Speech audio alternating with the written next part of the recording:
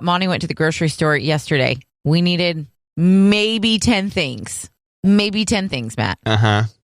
And I FaceTimed him while he was at the grocery store. And I was like, what's in your cart? And he was like, nothing. Don't worry about it. He gets home and he has one of those giant barrels of cheese balls. Yeah, the like 3 feet tall, clear ones. Yes, but these are actually like Cheeto brand, so they're real good. Okay, yeah. Because last night I had 7. And I was like, this is definitely a problem. But I decided I was not going to have any. I was not going to have any, not going to have any. And then I was like, okay, I'm going to have some. Yeah. The lid has like a child safety lock on it. Wow. You have to be smarter than the lid. And I was like, it's a sign. I'm not supposed to be getting into. I'm like, did you screw this on top or on tight? And he was like, no. And Elliot's like, Mom, look, this is how you do it. It's so kids can't just get into it. I'm like, you're the kid showing me how to get into it. Oh, fantastic. So I had a couple of cheese balls last night. I was like, why did you do this? This is just ridiculous. So you said you had 7 of them. I had 7. You kept track. That's good. I did. I just grabbed 7. A lot of people just start grabbing handfuls and just mushing them in their mouth. Yep. Yeah, I remember trying to get as many in my mouth as I could when I was a kid. Really? Yeah, I remember having a mouthful of cheese balls. Okay. But the traditional brand, not a Cheetos. Right. I forget who made the Cheetos from my youth, from our childhood. In the blue can? Yeah. Planters. Is that Planters? Okay. I'm pretty sure that's the Planters, the blue can with the yellow lid.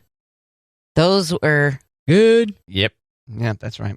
But these Cheeto ones, I assume, were good too, though? Better? Worse? They are great. Better or worse than OG Cheetos? Or what are they called? Cheese balls? I mean, I don't remember. Okay. I just remember you'd take a mouthful of those and I would just put them in my mouth and like wait for them to disintegrate. Oh, yeah. It's a good move. Yeah. Monty know you're trying to be on a diet and exercise and all that stuff? Of course. And then he buys 3 gallons of cheese balls for you? Cheese balls. But he's like, but I brought you some dark chocolate. I'm like, thank you. That was sweet. Aww. And a lot of produce. Lots of produce? Yeah. Talking about FaceTiming in the grocery store. Yeah. You do that often? Mm-hmm. Okay. What kind of questions does Monty have for you that you FaceTime with him at the grocery store? And not always is it Monty with questions, as it's me like, hey, I need you to grab something particular, and I can't remember the name of it. And you just take video of it? Yeah. Here's what it looks like in 360. Yep. I love FaceTiming. Yeah, you do it with family a lot, or? Yeah. With your mom? Uh-huh. Show off the kids? Yes. They could probably change the name of that to Grandma Time. I think that's probably the most used scenario for FaceTime. You think so? I think so. I do think that's probably the most popular. I mean, do you ever FaceTime? Well, maybe you do. Yeah, Since I do. Mont's out during the week. I FaceTime Monty all the time. I FaceTime my friends. Yeah, I FaceTime. I FaceTime. I saw I think it was on Ellen, where Matthew McConaughey FaceTimes a lot. And Ellen was like, I mean, do you give people a heads up? And he was like, are we supposed to give people a heads up? I mean, it's just a phone call. And if we can see them, why not? And I was like, yes, Matthew, good for you. You call those people and you see their mugs. I say, I need a minute to put clothes on. Well, then don't answer if you're naked. Or do my hair. Well, you don't want to miss the call. Oh. Yeah, I frequently do not look like I should when I FaceTime people. I more often than not look like I got hit by a truck when I FaceTime people. And this is you initiating the FaceTime? Yeah. You should follow those selfie tips that we shared earlier. I should probably give a crap about what I look like. Okay. I know. I haven't been okay, it's almost the end of January. I think I've put on makeup like 4 days this year. Oh, you should have made that your resolution to not wear makeup all year. Oh no. That's not a good resolution. Yeah. Okay. That's not good for the public. Is that how that works? Yeah. Good morning. Looking over the Kool-Aid Man's Wikipedia right now. In-universe information that says full name is Frankie de Kool-Aid. Frankie, like D middle initial or DE, like de Kool-Aid? It's Frankie D apostrophe Kool-Aid. De Kool-Aid. De Kool-Aid. Yeah. Also, alias Pitcher Man. Pitcher Man. In Canada, Captain Kool-Aid. Oh. Title is Mascot of Kool-Aid. And it looks like he's been voiced by 6 different people. I don't recognize any of the names. But the most recent Kool-Aid Man took over in 2020. So there you go, Kate.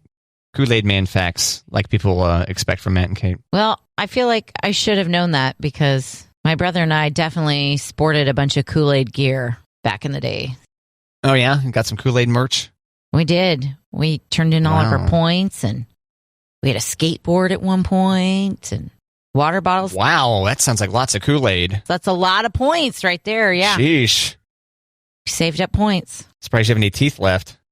Well, it was sugar-free. Oh, sugar-free Kool-Aid. Yeah. Oh. Yeah, I didn't know about sugar Kool-Aid till I was like in college. I was like, what do you mean you put in the sugar? And they're like, that's how you make Kool-Aid. I was like, no, you just put it in the pack and water. Sheltered. Robbed of your youth, Kate. Sheltered. Yeah. Yeah. I think I prefer the version that we grew up with, but... Well, that makes sense. Yeah. Because you grew up with that aspartame kind of flavor in it. Yeah. I feel like eventually we had that kind of Kool-Aid. Well, the biggest thing is like you really got to stir that sugared Kool-Aid. Got to keep it going. You know, sugar can settle. Yeah. Which might be worth it once you get to the bottom of the Kool-Aid. Right. But you could also just eat sugar at that point. Then there's that. Just wet some sugar. Pour some water on some sugar. Yum. Mm. Oh, yeah.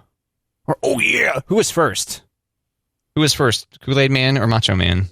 I would be willing to bet Macho Man. At least when it comes to the oh yeah part. At least when it comes to the cartoon character. At least. And Kool-Aid Man could say, hey, I'm just busting through fences and walls. Yeah. And Macho Man could say, I'm doing an elbow drop off the top rope.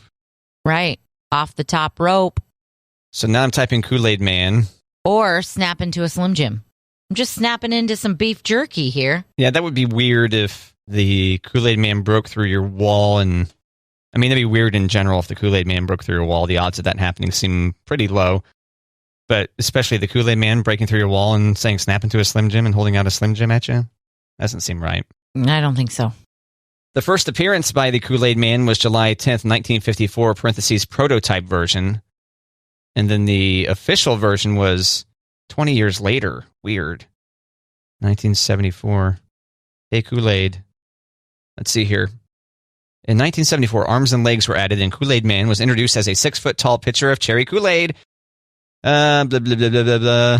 Children, parched from playing or other various activities, typically exchanged a few words referring to their thirst, then put a hand to the side of the mouth and shouted, "Hey, Kool-Aid!" Whereupon Kool-Aid Man made his grand entrance, breaking through walls, fences, ceilings, or furnishings, uttering the famous words, "Oh yeah!" Then poured the dehydrated youngsters a glass of Kool-Aid. How do they get away with this writing on Wikipedia? In 1974? Yeah, it says 1974. So that probably does predate Macho Man. Macho Man saying, "Oh yeah." Huh. And that would have been great if during his lifetime Macho Man had wrestled the Kool-Aid Man. Right. Oh, there's Kool-Aid all over the ring. That means his spray tan would run. Kool-Aid Man spray tan? No, Macho Man's spray tan. Oh. Maybe Macho Man wasn't spray tanned. Maybe he was legit. That was baked on. Yeah. Baked. Yes. In more ways than one. I don't know. Can you be baked and be like a professional wrestler and wrestle at the same time? I couldn't. I don't know. I'd be like, you know what? I'm just going to lay here. I can't professional wrestle at all. Even at my most sober. So you're probably right. Yeah. I don't think getting baked is going to get me there. No. Mm-mm. All right, so you included this. You shared this with me a long time ago. This letter that Elliot was sending to the Queen. Mm-hmm. where it says to, and then colon, the Buckingham, and then we've got a new line, palace, and then from, and then your address. Mm-hmm. It's fantastic. Half of our address. There's, oh yeah, you're missing the city and state Yeah. Like, and zip code. she's like, I can't believe you didn't mail that. I'm like, well, don't know that it would get to her, babe. Oh, hilarious. Yeah. Yeah. What did it say? What did it say again? Can you remind me? I don't know. She sealed it before I could read it. Oh, okay. And you're not allowed to open it now? I mean, I'm tempted to open it and check it out. I bet it's great. Like, what do you have to say to the queen? So you're going to ask her if you can open it? I feel like I did, and I think that she was like, don't worry about it. So Okay. So basically, no. Okay. I'm like, well, if you get arrested for Oh, like it was a death threat to the queen or something? threatening the queen or... That'd be great. Oh, 9-year-old sends a ransom note or something to the queen. Or like something offensive about Harry and Meghan. Oh, you think that's what it was about? I don't know, but I'd rather believe that than like a death threat from my sweet 9-year-old. Oh, okay. Aw. Aw. Did you enjoy any dark chocolate with your red wine? No. I blew it. Did you munch anything? Like cheese and crackers or? I had some popcorn. Okay. Yeah. Which was pretty good. Popcorn with Tabasco on it, you know. Yeah. Little spice, little savory. And a little bit of salt and pepper, but no butter. Ugh, Matt, you went wrong. Well, no, I mean, I shouldn't say no butter because it cooked in basically the remains from my like vegetable saute earlier, you know, which is followed by eggs and butter. So there is butter that the eggs have cooked in that kind of Okay. lines the bottom of the pan before I add olive oil on top of the popcorn. It's pretty good. Look Pretty at good you without. being responsible, double using your oils. Reduce, reuse, recycle, right? Wow, nice. Isn't that what we're about? I'm not, but okay. No? Just kidding. I'm not going to reuse that stuff. Right. Oh, If you've been wondering who's been throwing tires into the river, Kate. It's Kate. wink. Wink. When she's not lighting tires on fire, she's tossing them Right. into the river. Kate. Kids' diapers that won't ever biodegrade. It's me. Right. We need to put all these things on a coffee mug. All the irresponsible. All the things that Kate throws into the environment. Right. Yeah. Right. To be clear, we're joking. We're joking. We both are. I've never lit a tire on fire or chucked it into the river. Just thought about it. Just thought about it. No. Just considered it briefly. I go, how do all those tires get there? It's like an obstacle course gone wrong. Run through the burning tires.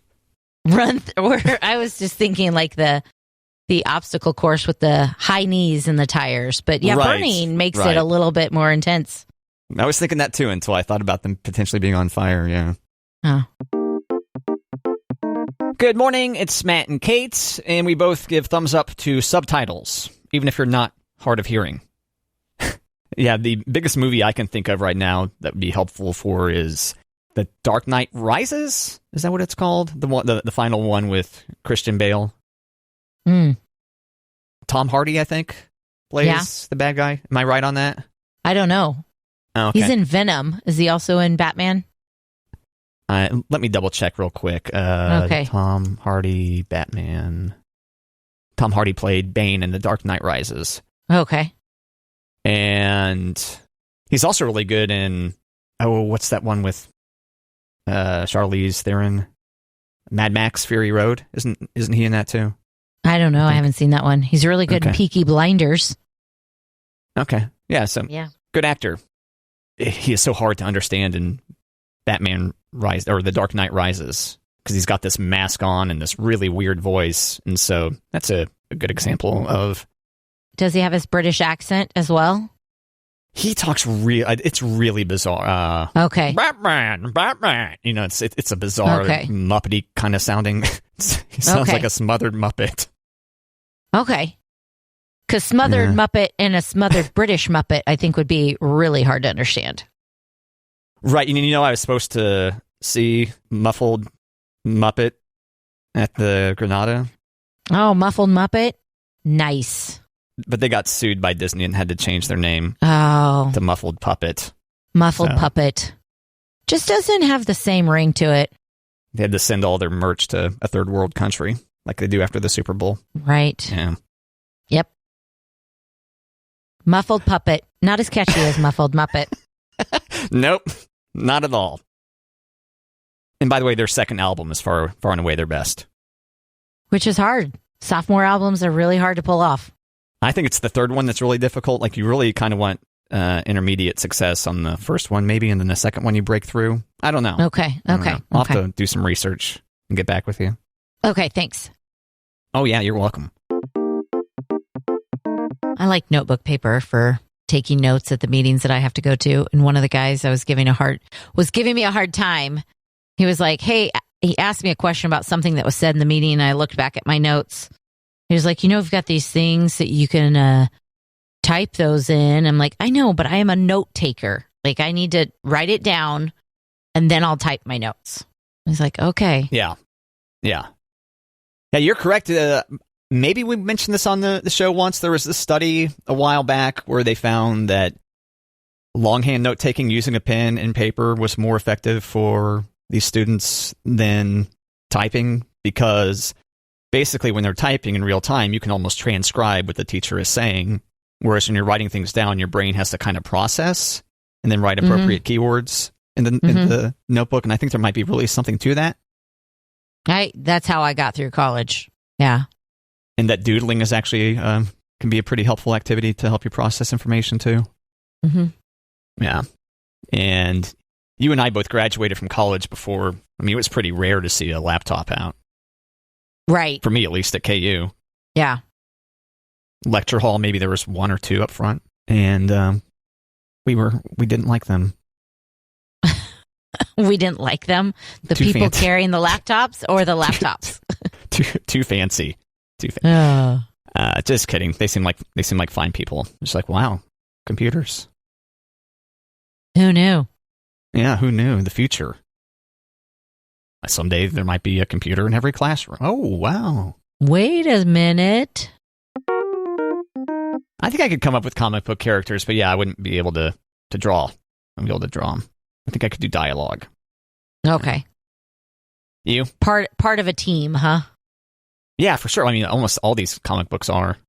I could do a comic book drawing with stick people. Yeah, me too. That's about it. I feel like I can do running stick people and that's pretty good. basketball stick people and soccer stick people. That's pretty good. I Yeah. think that's better than I can do. But after that, not really sure. Well, you need to. Have you ever done one of those? Here's how to draw a turtle. Start by drawing this one little circle over. Those type of deals. You ever try working with? Yeah, and I've got the girls' stuff like that, like those activity books. And I think some of them, like how to draw a fish or, like you said, a turtle or a frog. And I can draw some things. Comic book, probably not. Have you ever thought about painting along with Bob Ross? No. I'm not that talented. Did one of your kids go as Bob Ross for Halloween? No, but we went through a Bob Ross phase where we liked watching him on Netflix quite a bit. Yeah. I think every episode's available now for free on YouTube also. I think that's right. Such a great show. Oh, absolutely. The sounds. That's just a happy little accident right there. And then you wax the paintbrush between on the easel or something. Mm-hmm. Yeah. Good old Bob. Yeah, I tell you what, especially like this time of year, it's very easy just to put Bob Ross on repeat and then just sleep for days. Right? For days. Okay. Soothing and relaxing and He's so motivational. Calm. This is your world. You can do anything you want. You can do anything within the bounds of law. And if anyone questions that, you tell them, oh, Bob Ross said you can do anything. Bob Ross said.